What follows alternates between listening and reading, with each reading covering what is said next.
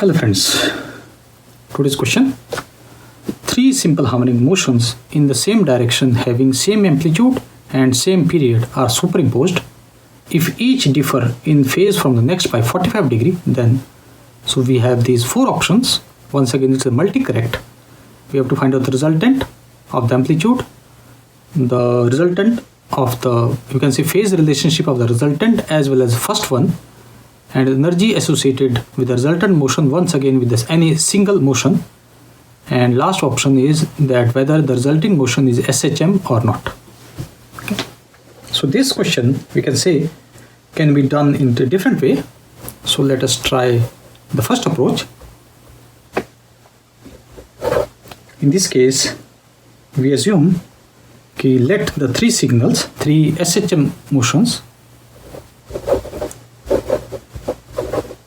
three SHMs are given as, we have x1 that is given as amplitude is given as small a, so let me write it small a, and sine of omega t, this is first one. Second one is x2, once again a of sine omega t plus of 45, and the third one is our x3, which will be called a sine of omega t plus of 90. So this is phase difference with each other of 45 degree. Okay. And for this x2, with respect to x1, it can be in the positive side also, or it can be negative side also. Similarly, x3 can be the positive side of 90 as well as negative side of 90. So we are going to consider both the options. And it says the superposition, they are superimposed with each other. So therefore we can write that superposition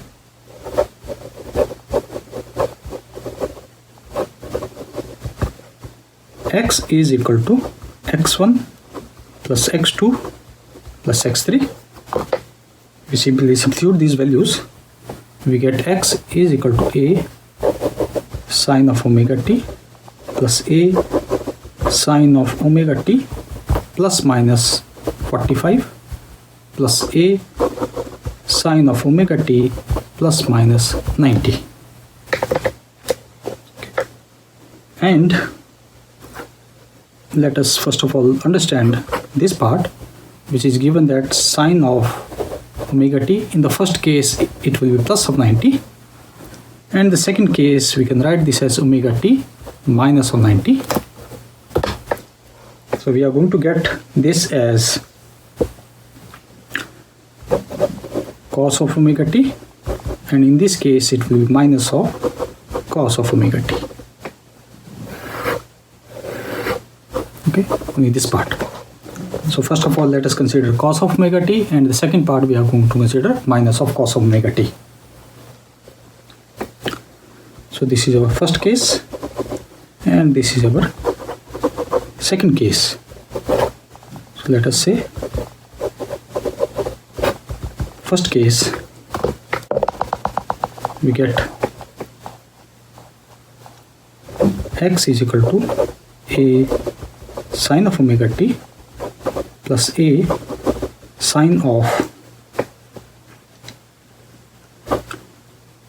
okay, and one thing, we are going to take a first case also as omega t plus of 45, okay, plus of 45, and this becomes our a cos of omega t. So we are going to combine these two terms. So we get this as x is equal to a, and we have with here x of omega t plus cos of omega t plus a sine of omega t plus 45. So what do? We can say divide and multiply by square root of 2. So square root of 2, 1 upon square root of 2, and 1 upon square root of 2. Okay, this is nothing but basically the coefficient are 1 and 1, so we are going to add the coefficient and take the result square root, that is 1 square plus 1 square will equal to square root of 2, divide and multiply by them. So we get the formula. So So this becomes square root of 2 times a, and this will be our cos of 45 sine of omega 2 plus sine of 45 cos of omega t plus a of sine omega t plus 45. So this will be coming equal to, as we have this a root 2, and we can write this as sine of omega t plus 45, and this also is our a sine of omega t plus 45. So we get this as x is equal to, this will be taking a as common, so this will be 1 upon square root of 2 and square root of 2 a sine of omega t plus 45. So this is the resultant in the first case,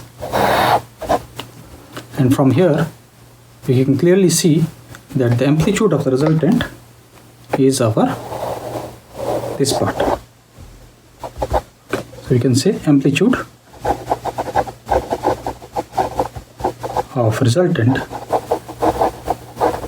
will be equal to 1 plus square root of 2 times a.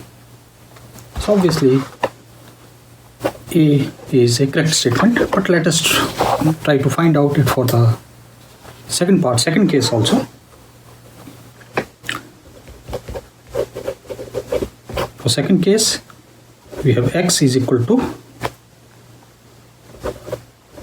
a sine omega t plus a sine of omega t minus 45, and this will be our minus of a, so this is small a, and we have cos of omega t.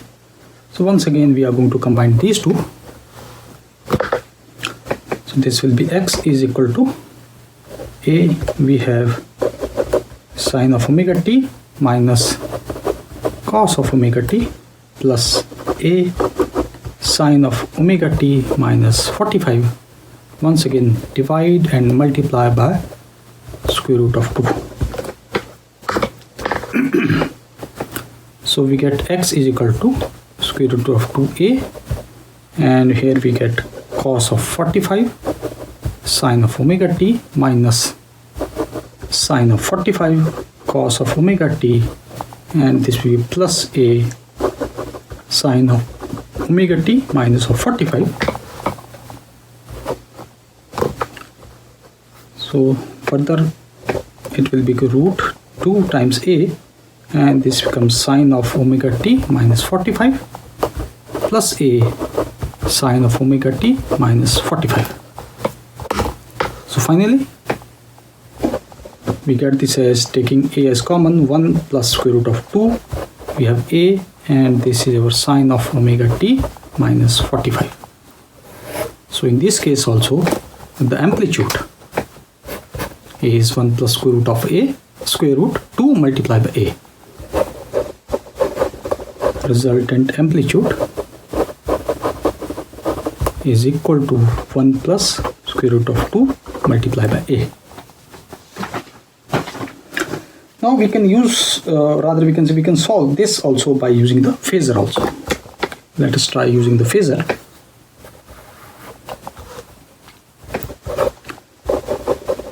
Using phasors. In this case, we are going to take the signals little bit different way. Okay. So we are considering let x1 is equal to a sine of omega t, x2 is equal to a sine of omega t plus of 45, and x3 is equal to a sine of omega t minus of 45. Okay. In the first case, we have taken that this is our reference point, which we called as x1. Then this was our x2 at angle of 45, and this was our x3 at angle of, you can say, 90 with respect to x1. Okay, so this was our x3, but between x2 and x3 there was angle of 45. But in this case, we took x1 with a 0 phase angle, that is, it is along x-axis, so this is x1. But in this case, we are going to take x2 with a phase angle of plus 45, and x3 we are going to take with a phase angle of minus 45. Okay. So according to phasor, we can write for x1, x2 and x3. So you can say phasor of x1 will be equal to a e raised power I0, so this becomes a. Phasor of x2, and that will be a e raised power I of 45, which becomes equal to as a, and this will be square root of 1 by 2 plus 1 by 2 and times I. And similarly, we can write phasor for x3. Phase of x3 will be equal to a e raised power minus of I 45, which comes as 1 upon square root of 2 minus 1 of square root of 2i. Next, we are going to solve it, and we can find out that the resultant phasor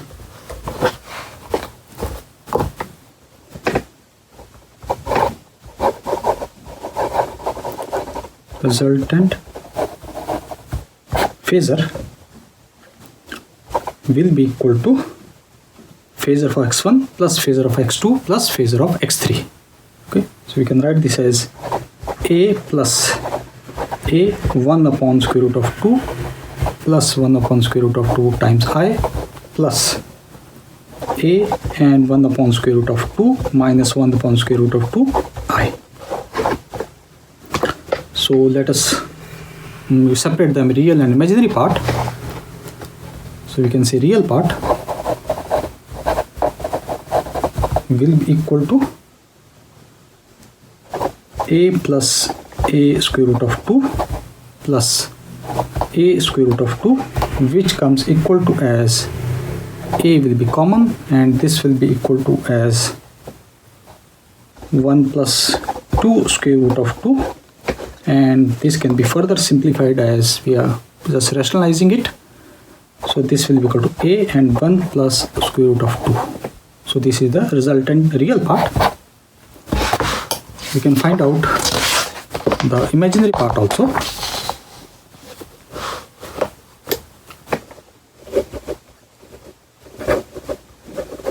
Imaginary part will be equal to 1 upon square root of I minus 1 upon square root of I, and cancels out, so this becomes equal to 0. So it means the resultant will be equal to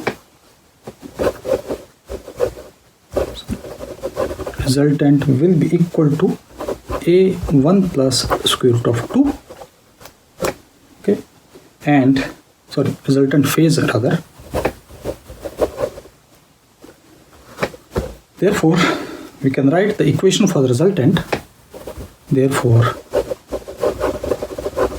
resultant will be equal to a1 plus square root of 2, and we get this as sine of omega t, and the phasor is equal to 0 in this case.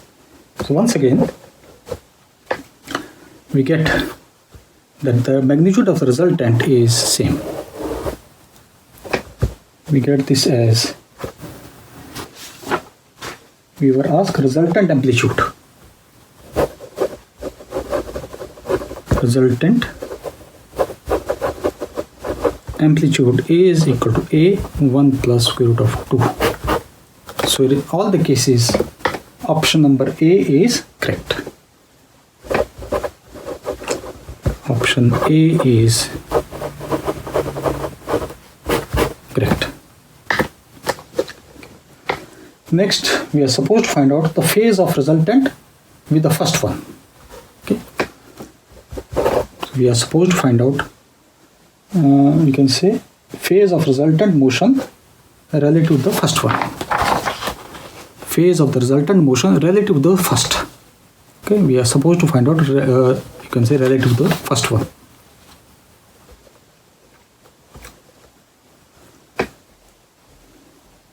So we are given for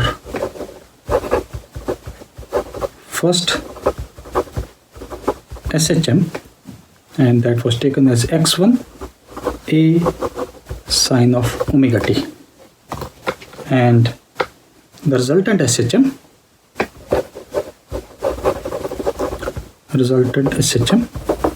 is equal to a1 plus square root of 2, and we have sine of omega t. So from here we can clearly see that resultant SHM as well as the first SHM are in phase with each other. Okay. So we can say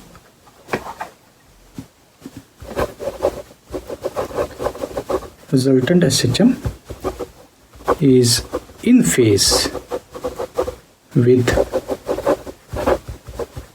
first SHM, and we can also, you can say, prove it by using first two cases also. This part was based on this by the phasor one. Okay. Now if we take first case, we can prove it from there also.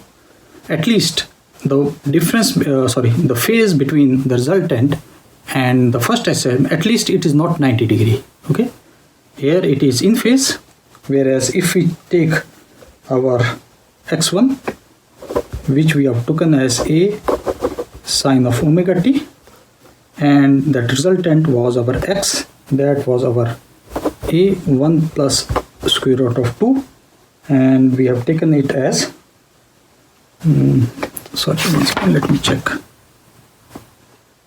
sine of omega t plus 45, sine of omega t plus 45. Okay, this was our first SHM, and this was our resultant SHM.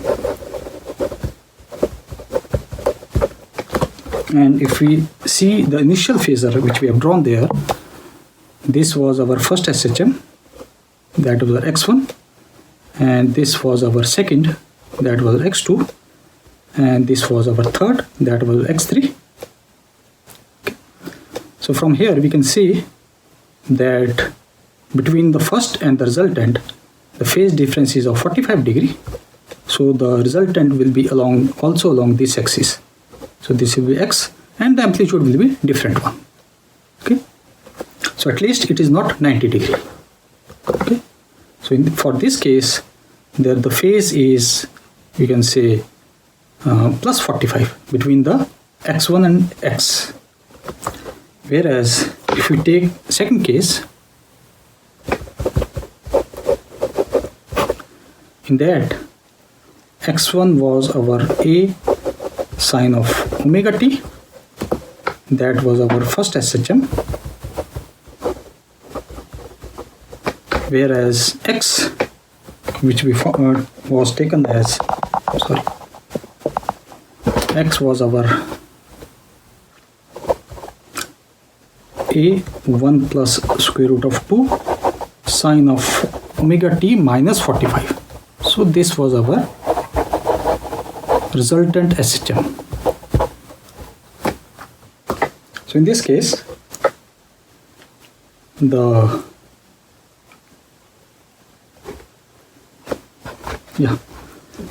so once again, this is our x1, and x2, if I remember correctly, was also taken as minus of 45. So this was taken as x2, that was minus of 25, and x3 was taken as minus of 90, and this was our 45. So in this case, the resultant is at minus 45, so this will be our x. And here the phase difference is of minus of 45 between the resultant and our first phase. Okay. So in both the cases, the difference of the phase is plus minus of 45. So we can say for case 1 and 2, the phase is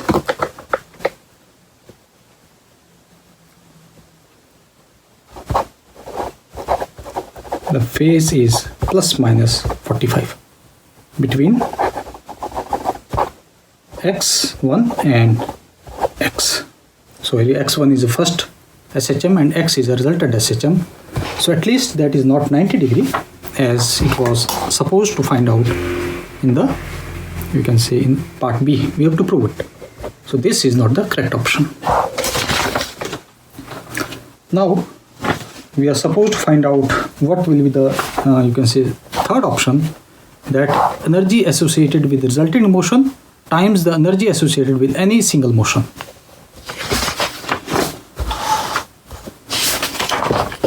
Now it is quite easy part. So we are going to find out energy associated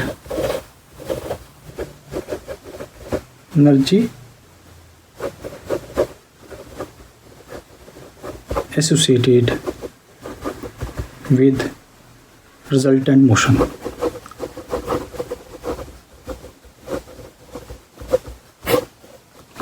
So energy in the SHM is proportional to the square of the amplitude.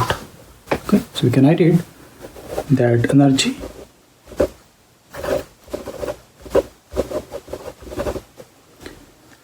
in SHM is proportional to amplitude and its square. Therefore, the energy of the resultant motion,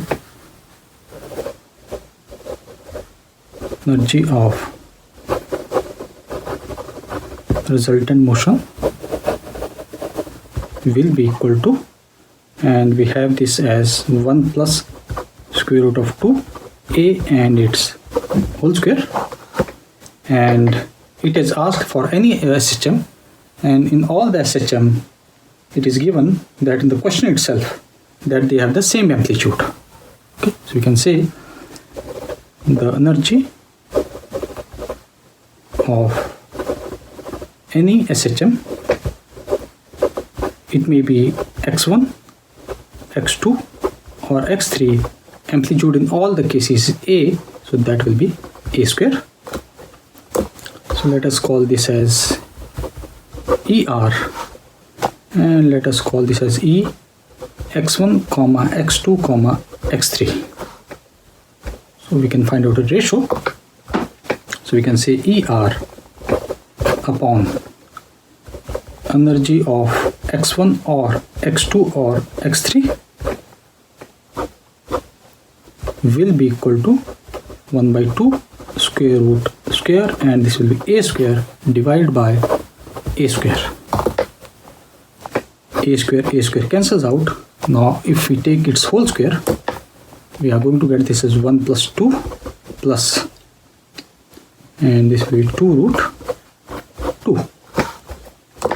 Therefore we get that resultant energy R will be equal to 3 plus 2 root 2 times energy of any, either x1 or x2 or x3. Therefore the option number C is also the correct one. And the last one is that the resulting motion is not SHM. We have concluded that every equation is consisting of a, whether it is a case number 1, case number 2, or using phasors. We just proved that it is consisting of some some amplitude and sine of some angle, that omega t plus 45, omega t minus 45, or simple omega t. So it means every resulting motion is a SHM. So this is also not true. Okay, so you can say option C is correct for energy case. Option C is correct, and we are given that the resulting motion is not SHM. Resulting motion is not SHM. So let me write it here. In every case, x was our A sine of omega t, or it was x is equal to A sine of omega t plus 45, or it was equal to x is equal to A sine of omega t minus of 45. So all these are our resultant motion.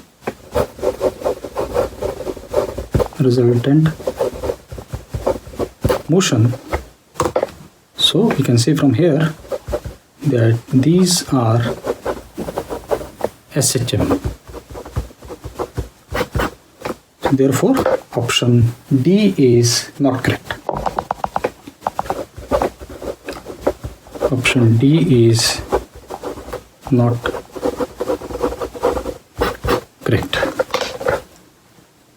Therefore, the two options, that option number A and option number C, are the only two correct options.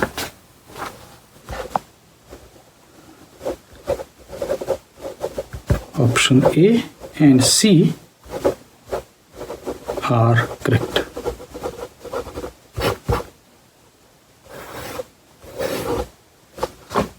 So this completes the question. So we can just prove it by using various methods. It doesn't matter how you take x1, x2 and x3. Okay, it will be always, at least in terms of amplitude, it will be same. No doubt with respect to the phasors, the answer might be different, but at least it is not 90 degree, which was asked in the question. This completes the question. Thank you.